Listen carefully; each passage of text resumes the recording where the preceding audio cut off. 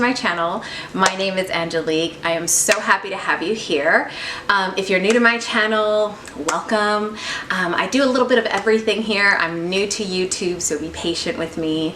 I've done a few videos if you've already checked out my channel, but if you are coming back, thanks for coming back and continuously supporting me, guys. It really means a lot, because sometimes you do these videos and you're like, no one's gonna watch it. But you know, I also like to do it for myself. But for those of you who support me in everything I do, a million thanks. And for those of you who are new, like, comment, share, subscribe.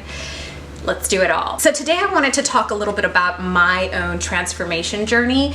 And my Instagram is my main platform, and I've put all the links in the description below here that you can go to and check out. I also have a website, L by S, which you can also check out.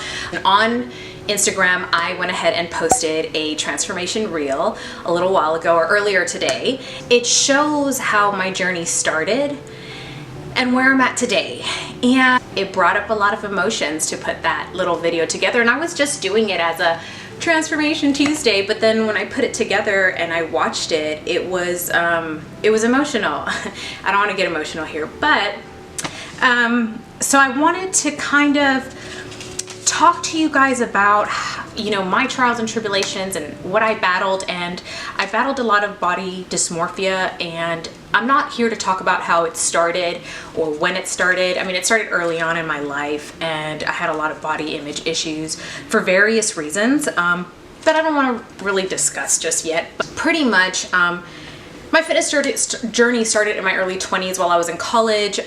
Women in the gym, it was just kind of still like you only had the women's section and you would do like nothing but cardio. So there was a lot of that, and that's what you see in the pictures. A lot of yo-yoing in terms of fad diets, like I would try this thing and that trend and waist trainers and, you know, name it. There was all sorts of like different programs that I've tried and supplements and, you know, do this quickly. And then finally around my mid-20s, I got into competing, and that's when I hired a trainer for the first time and learned about nutrition. But again, we're talking 10 years ago, over 10 years ago. I competed in 2010 and 2011, you know, so it's been over a decade now, and things were very different than they are now, and we didn't have all the available resources that we have now. So that was what it was in my 20s, and that's where it is in my 30s. I know a lot more of what I'm doing, obviously, in regards to fitness, because I've been there, done that, trial and error, and I've gotten to know my body. But I wanted to discuss with you guys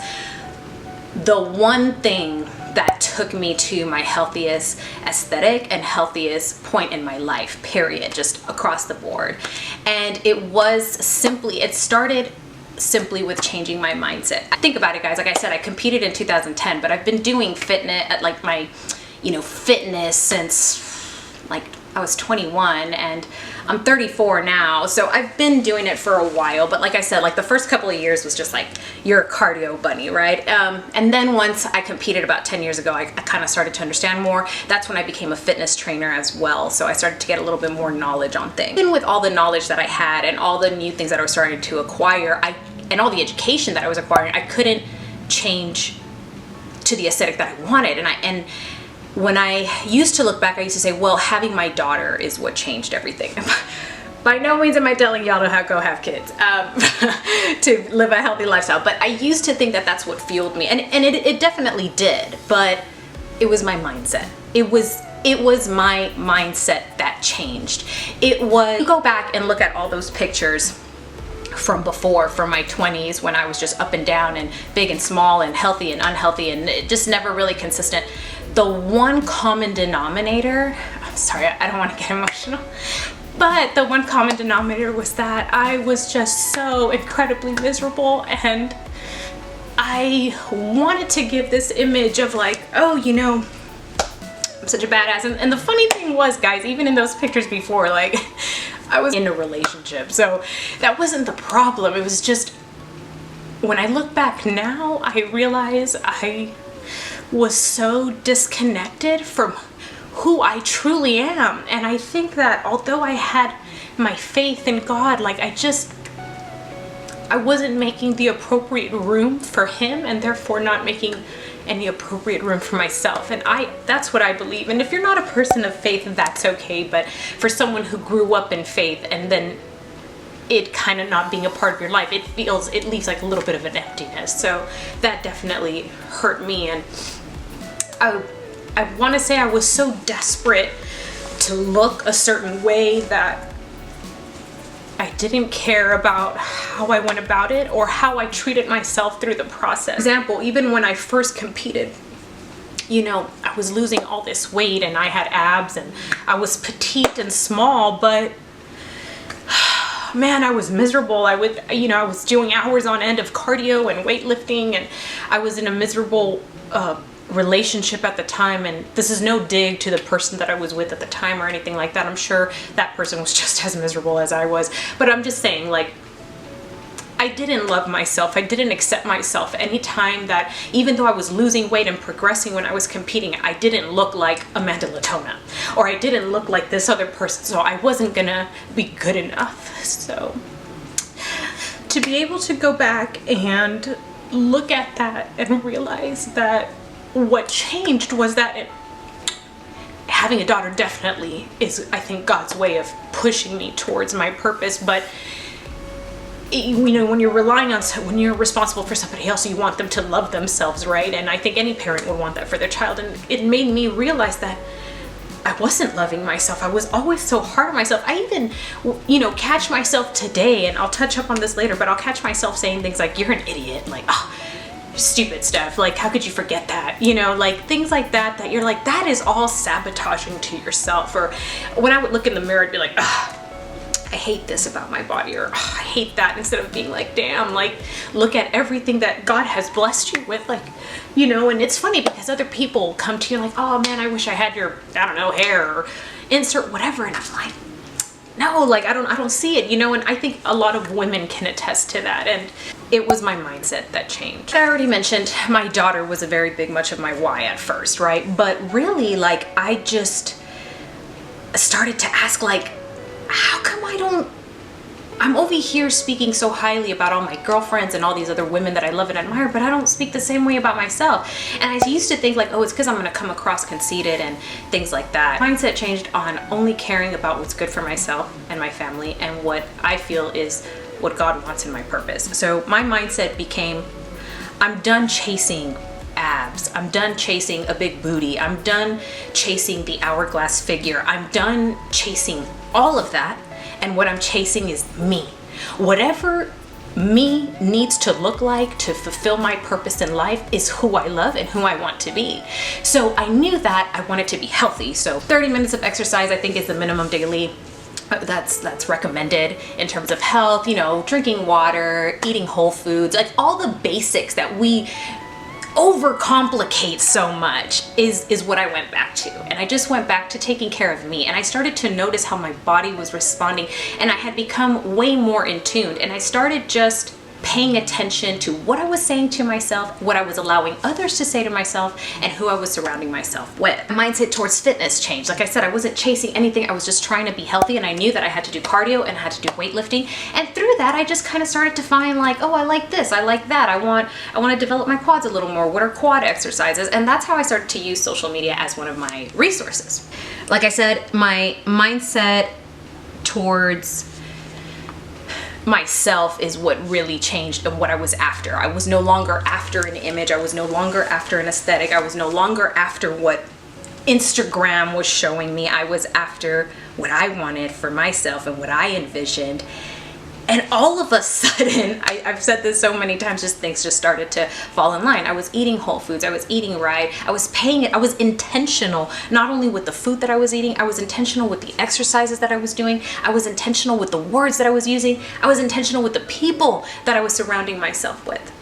And even then, through that, I still, you know, it's still been a challenge and it's still been a journey. I want to say, like I said, my mindset and everything kind of just took a huge jump and change when I had my daughter, and that was in 2017, March of 2017. I did my first photo shoot ever in November of 2017, and I had abs, but I was what I like to consider like cardio fit. Like I was lean, but not like muscular lean, like, which is more the aesthetic that I was going through. But it's a journey. You're not gonna get to your health goals, and for me they're called like little fitness goals. Like I consider it a game, but it's no longer about having abs. It's more of a like, I'm trying to beat the boss in this Super Mario game. Forgive me again, I'm 34, so I'm bringing up Super Mario, but I'm trying to beat this boss, and for me, this boss is, you know, increasing my quad size. You know, whatever, but it doesn't, I'm not attaching to that as like, oh man, if I don't get there now, I'm a bad person, or I'm ugly, or my quads are just not as good. I don't attach it like that. I just say, you know what, that's a goal, I'm working on it, but I've got other things that I'm working on too, and here are all my other achievements, and I keep that in mind. I don't identify by whether I'm successful at a goal or not.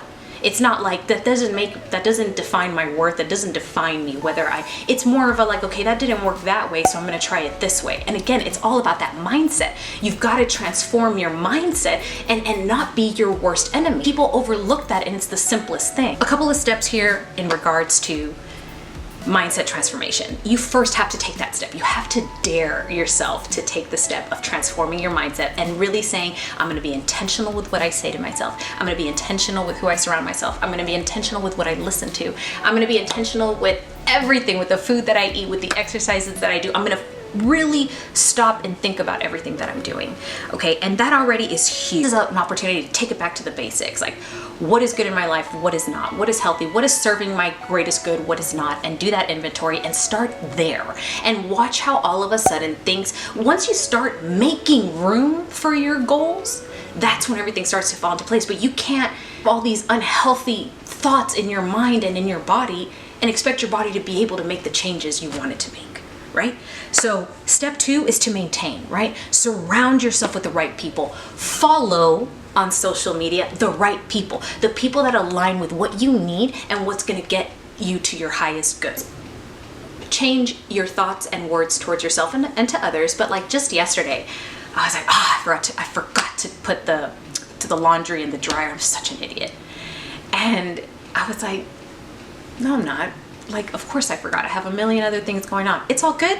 I'm just gonna put it now, and boom, bingo bango, I'm still smart. I'm still a great person. Like, I'm not an idiot for that, you know? So little, even in the smallest things, you need to start being intentional with that. Step 3, in regards to changing your mindset, is of course allowing and accepting that you don't know it all, and that other people might bring thoughts and evolutions to your minds and might really rattle your cage, but sometimes that's what you need. Sometimes you need to be open to what's different. You need to be open to the unknown while you maintain groundness in who you are. So guys, I feel like I have rattled a ton in regards to this. I apologize for getting emotional with you guys. Like I said, just watching that just kind of was my little reel that I made. I was like, dang, like, that was tough. It was tough to go through that journey, and it was tough to look in the mirror, you know, but I just want to encourage all of you to do that.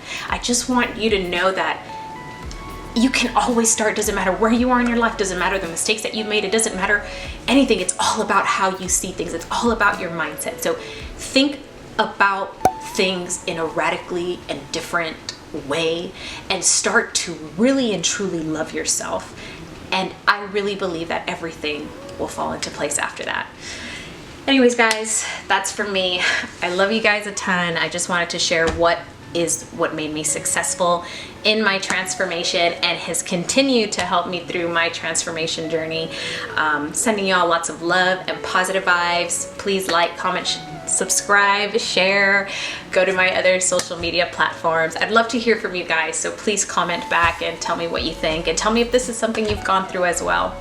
Love you a tons. Once again, I'm Angelique.